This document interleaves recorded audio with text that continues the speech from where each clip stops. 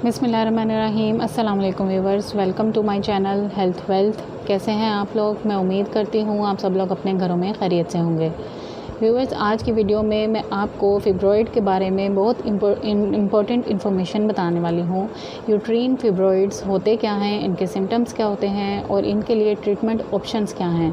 तो व्यूवर्स, इस वीडियो को आखिर तक ज़रूर देखिएगा और जिन लोगों ने अभी तक मेरे चैनल हेल्थ वेल्थ को सब्सक्राइब नहीं किया तो प्लीज़ मेरे चैनल हेल्थ वेल्थ को ज़रूर सब्सक्राइब कीजिएगा, बेल आइकन को क्लिक कीजिएगा ताकि मेरी इंटरेस्टिंग और इन्फॉर्मेटिव वीडियोज़ आप तक पहुँचती रहें।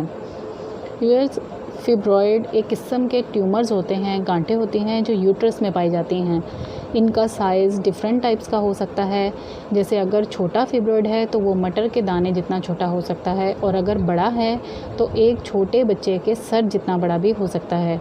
जब डॉक्टर्स आपको वेजिनल एग्जामिन करते हैं तो छोटे फिब्रॉइड्स इसमें मालूम हो जाते हैं और जब फिब्रॉइड का साइज़ बढ़ जाता है तो ये थ्रू एब्डोमेन भी फील होने लगता है। एक या एक से ज़्यादा मल्टीपल फिब्रॉइड्स भी बॉडी में हो सकते हैं। फिब्रॉइड्स की ग्रोथ एस्ट्रोजन और प्रोजेस्टेरोन नाम के हार्मोन्स पर डिपेंड की गई है, क्योंकि फिब्रॉइड यूट्रीन में ज़्यादातर रिप्रोडक्टिव एज ग्रुप की लेडीज़ में देखे जाते हैं। प्यूबर्टी से लेकर मेनोपॉज तक की जो एज है उसको रिप्रोडक्टिव माना जाता है। प्यूबर्टी से पहले बहुत रेयर होता है कि किसी को फिब्रॉइड्स हों और मेनोपॉज के बाद अगर फिब्रॉइड होता भी है तो वो श्रिंक कर जाता है। इसके बाद नए फिब्रॉइड्स डेवलप नहीं होते। प्रेगनेंसी में जनरली फिब्रॉइड्स का साइज़ बढ़ने की टेंडेंसी ज़्यादा मिलती है और अगर प्रेगनेंसी के दौरान जो फिब्रॉइड का साइज़ बढ़ गया था वो डिलीवरी के बाद अक्सर देखा गया है कि श्रिंक हो जाता है। अब मैं आपको बताऊंगी कि कौन सी ऐसी ख़वातीन हैं जिनमें फिब्रॉइड्स की डेवलपमेंट का रिस्क ज़्यादा होता है।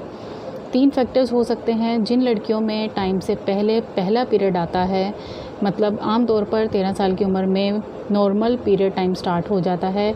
जिन गर्ल्स को, जिन बच्चियों को 10 साल की उम्र में स्टार्ट हो जाएं या 11 साल की उम्र में स्टार्ट हो जाएं, इनमें रिस्क ज़्यादा होता है कि आगे चलकर उनको फिब्रॉइड्स हो जाएं।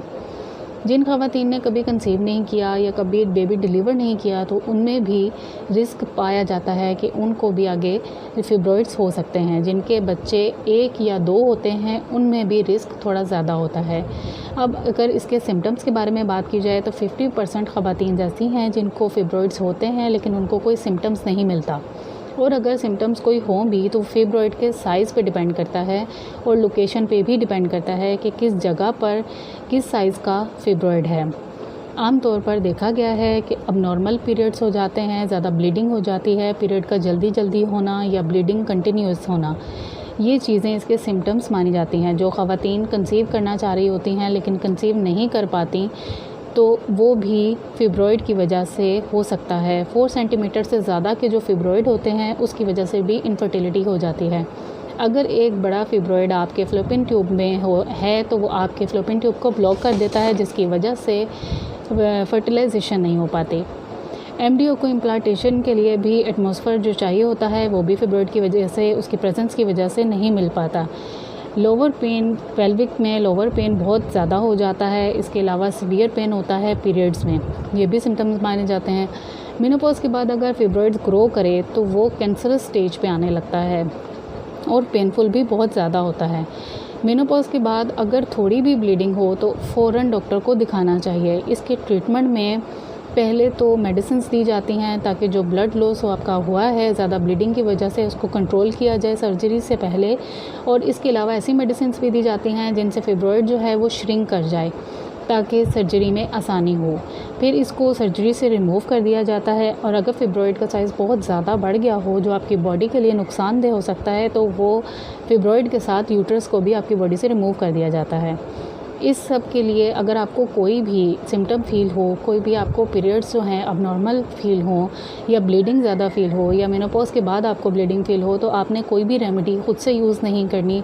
आपने फ़ौरन डॉक्टर से कंसल्ट करना है ताकि वो आपको अच्छे तरीके से गाइड कर सके।